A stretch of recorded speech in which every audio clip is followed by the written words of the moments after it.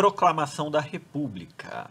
Gente, estamos vendo agora a transição do período imperial para o período republicano do Brasil, ou seja, o fim do segundo reinado, o fim do reinado de Dom Pedro II e o início da República, que é o período que a gente vive até hoje. O Brasil é uma república, tá?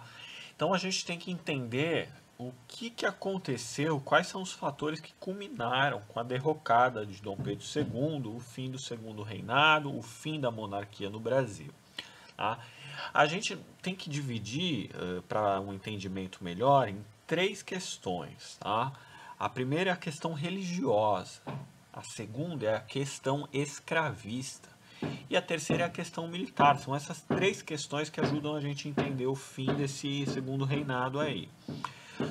Vamos começar a falar de cada uma delas um pouquinho, tá? Questão religiosa, gente. Questão religiosa, o Brasil, até antes da República, né, ele era um país oficialmente católico. Né? Isso significa que a relação entre o Estado e a Igreja são muito próximos. Né?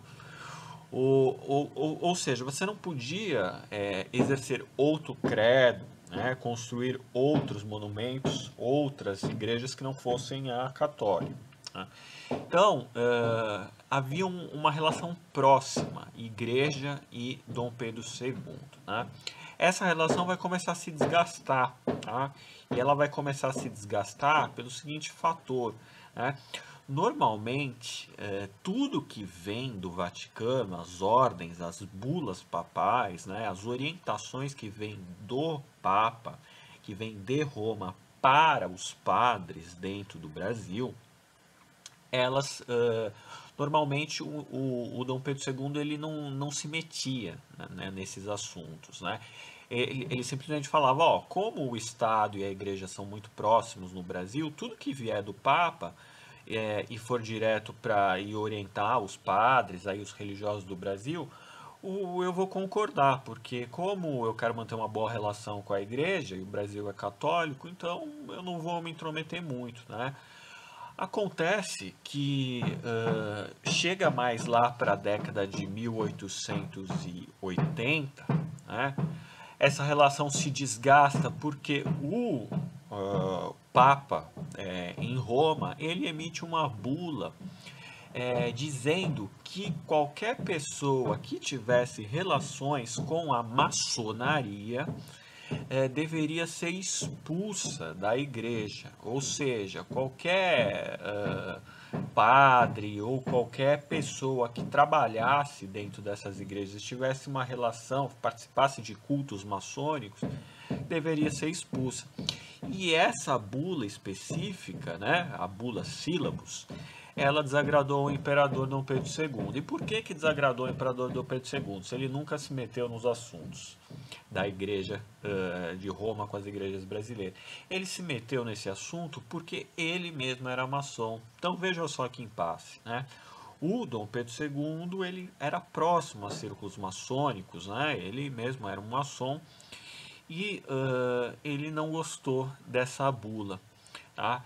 E aí ele falou o seguinte, ó, essa orientação aí do Vaticano, do Vaticano não, desculpa, de Roma, eu não reconheço, tá? Então aqui no Brasil pode participar da igreja mesmo quem for maçônico, né?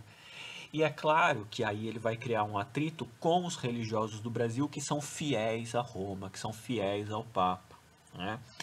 E aí você vai ter episódios mais dramáticos, como por exemplo em Pernambuco, onde alguns padres, né, alguns bispos, simplesmente manifestaram o seu desacordo publicamente com Dom Pedro II e resolveram seguir as orientações do Papa, expulsando e demitindo todo mundo que fosse maçônico lá em Pernambuco. E aí é claro que o Dom Pedro II não vai gostar e vai ter uma troca de ofensas e uma troca de ofensas pela opinião pública. Isso vai levar a um desgaste muito grande da relação do Estado brasileiro com a Igreja. Tá? Então isso vai fazer com que muitos religiosos deixem de apoiar Dom Pedro II até então. Tá? Então aí já abalou um pouco a imagem do Dom Pedro II para os religiosos. Tá? Outra questão, gente, fundamental é a questão escravista. Né? O Brasil aboliu a escravidão em 1888. Tá? Para quem interessava a manutenção da escravidão? A escravidão, é óbvio, interessava aos proprietários das fazendas, dos cafeicultores, das cafeiculturas, né? Os fazendários de café, eles funcionavam basicamente com mão de obra escrava, tá? Claro que já havia certa mão de obra imigrante, havia sim, tá? Mas a mão de obra escravista ainda era muito forte. Havia escravidão por todo o Brasil, não somente nas fazendas de café, mas nos centros urbanos também. A cidade do Rio de Janeiro estava cheia de escravos, moleques de recado, mucamas, tá? E escravos que faziam comércio para seus senhores, tá? Escravos que prestavam serviços diversos ali. Então, uma vez que a escravidão é abolida em 1888, o que esses fazendeiros de café vão fazer? Eles vão continuar mantendo o seu apoio a Dom Pedro II ou vão deixar de apoiá-lo e criticá-lo cada vez mais, inclusive? Vão passar, é claro, a criticar Dom Pedro II cada vez mais, uma vez que não faz mais sentido Dom Pedro II ficar ali no poder, já que não tem mais escravidão no Brasil. Tá? Então, os cafeicultores vão falar o seguinte, ó, já que esse imperador não apoia mais a questão escravista, qual utilidade ele tem pra gente? Vamos assumir nós mesmos os poderes. E aí, os oligarcas, né, os proprietários de terra, os grandes fazendeiros, começam a desejar o poder do Brasil. Tá? E muitos deles vão fundar, vão se filiar ao Partido Republicano. Né? O que é o Partido Republicano, gente? O Partido Republicano é um partido que existe desde 1870, formado por intelectuais e profissionais, principalmente dos setores urbanos do Brasil, do Rio de Janeiro, né? Que defendiam ideias mais, digamos assim, avançadas, entre aspas, né? Porque eles faziam críticas ao Dom Pedro II, à monarquia, ao regime monárquico, né? Lembrando que o Brasil era o único país monárquico da América do Sul. E a ideia de república que existe, né, ela está se alastrando por toda a Europa desde lá da Revolução Francesa, há mais de 100 anos. Né? Então, com a Revolução Francesa, a independência dos Estados Unidos, depois a independência da América Espanhola, todo mundo virou república, menos o Brasil.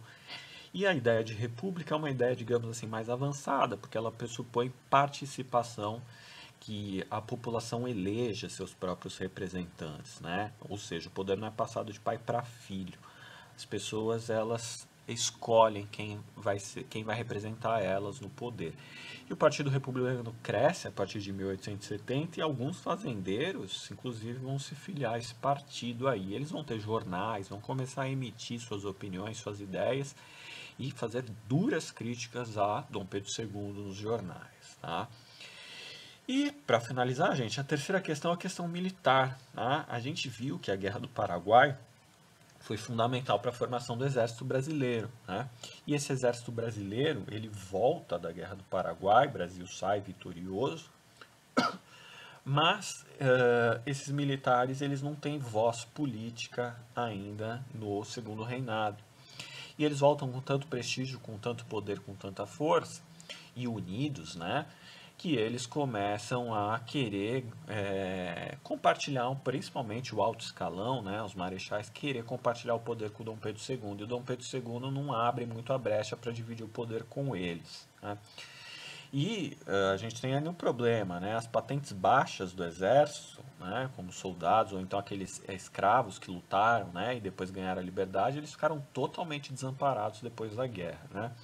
Ganharam a liberdade? Ganharam, mas não ganharam nem nada, nenhuma assessoria, nenhuma política de integração, de reintegração na vida social, na vida econômica do Brasil depois da guerra. Então muita gente ficou desamparado, frustrado com o imperador e a questão militar foi muito forte, tanto é que os militares é que vão dar o golpe em Dom Pedro II em 1889, né?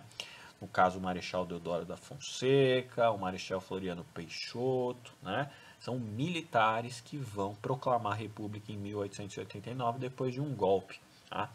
E é bom lembrar, esses militares eles eram munidos dos ideais positivistas. Tá? O positivismo que é uma ideia, que é uma filosofia de origem francesa que surge no século XIX, cujo lema era ordem, amor e progresso. Tá? Inclusive os lemas da bandeira brasileira, ordem e progresso, e a gente tira o amor e fica só com a ordem e progresso. Tá?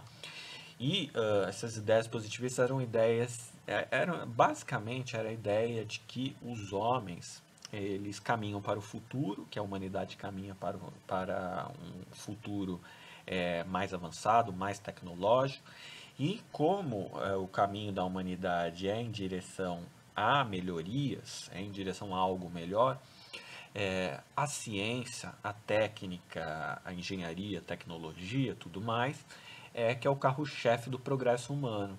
E quem detém o progresso, quem detém os conhecimentos da técnica, da tecnologia, das ciências, que deve exercer o poder, é que deve se encarregar de conduzir os rumos do país. Né? E os militares, é claro, se sentiam os munidos da ciência, da tecnologia, da técnica, etc, etc, etc.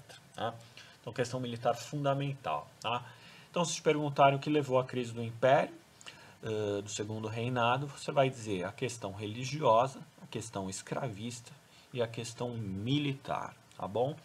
Bom, gente, para a gente dar continuidade aqui, eu queria mostrar para vocês aqui, tá?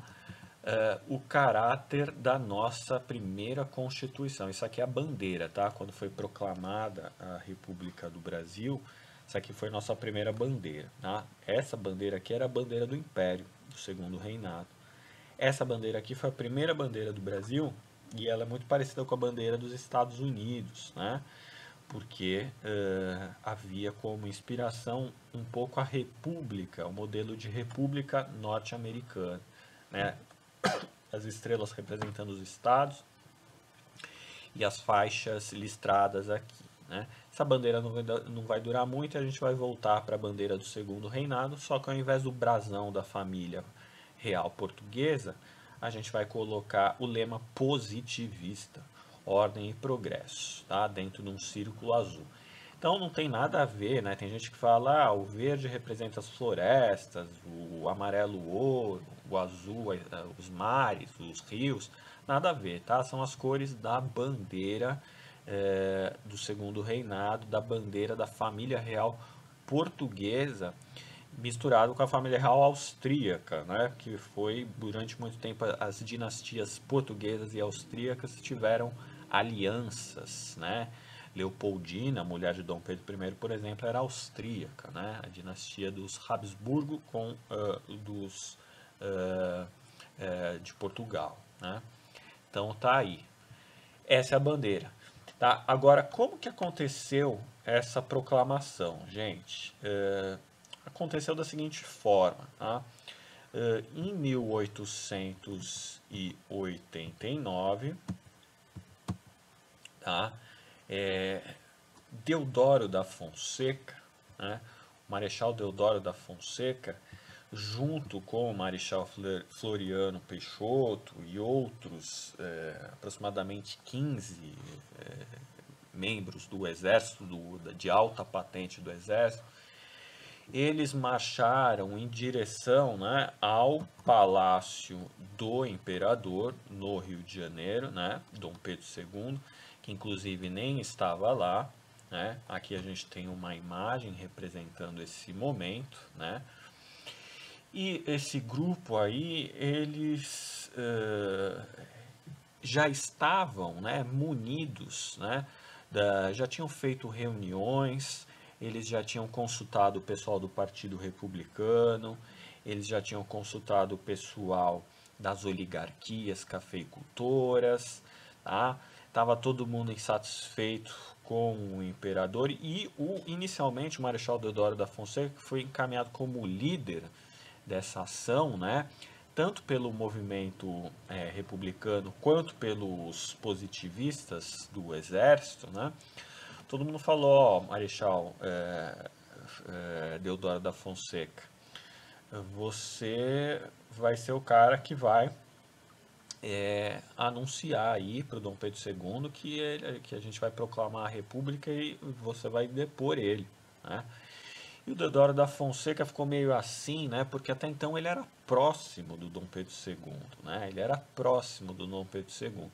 E inicialmente a ideia do Deodoro era meio que conversar com o Dom Pedro e falar o seguinte, ó, os militares estão insatisfeitos com o seu governo, os republicanos também, tá? A gente, para resolver essa situação, a gente gostaria que você compartilhasse, me nomeasse aí para um cargo alto dentro do governo, né, como por exemplo conselheiro de Estado aí, para eu poder atender os interesses aí dos republicanos, dos militares, tá? Que é um grupo que está muito bravo com você. Então essa era a ideia inicial do Deodoro da Fonseca. Mas essa ideia não vai se concretizar, esse diálogo não vai se concretizar também por uma questão particular, né?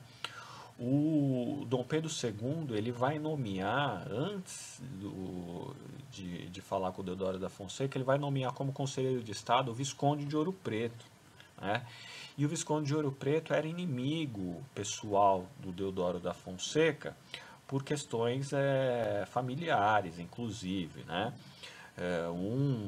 Parece que tinha uma amante que era o Visconde de Ouro Preto tinha uma amante que já tinha sido amante do Deodoro da Fonseca. Havia uma briga pessoal entre os dois. E o Deodoro da Fonseca se sentia muito... Quando o Dom Pedro II nomeou o Visconde de Ouro Preto, o Deodoro da Fonseca se sentiu totalmente prejudicado politicamente pela opção do Dom Pedro II, mas também por razões afetivas e pessoais. E aí ele falou assim, ó, então não vou mais dialogar com o Dom Pedro II, e a gente vou lá então, junto com o meu grupo aqui, a gente vai proclamar a República, cercar lá o palácio, impedir a posse, impedir que ele volte, né? Porque o Dom Pedro II estava em Petrópolis, né? Na casa de veraneio dele. A gente vai cercar aqui o palácio e vai impedir o Dom Pedro de voltar e vai proclamar a República. Tá tudo pronto aqui. E é o que vai acontecer. O comunicado vai chegar a Dom Pedro II, um comunicado do Deodoro da Fonseca e dos republicanos dizendo que ele tem um prazo de alguns dias para deixar o Rio de Janeiro e voltar para Portugal. E aí é isso que vai acontecer. Essa imagem representa esse momento. E aí eu fico com a questão, né? Vocês estão vendo o povo aí, gente? Tem povo aí? Né? Vê se tem povo aí na foto. Na foto não, na pintura, né? Não tem povo, gente. Alguns comentadores vão inclusive dizer o seguinte: enquanto Deodoro da Fonseca proclamava a República, o povo assistiu a tudo aquilo bestializado, ou seja, sem entender nada, sem fazer nenhum sentido, porque o povo mesmo nunca esteve contemplado no projeto desses militares e nem das elites cafeicultoras que apoiaram o movimento, tá?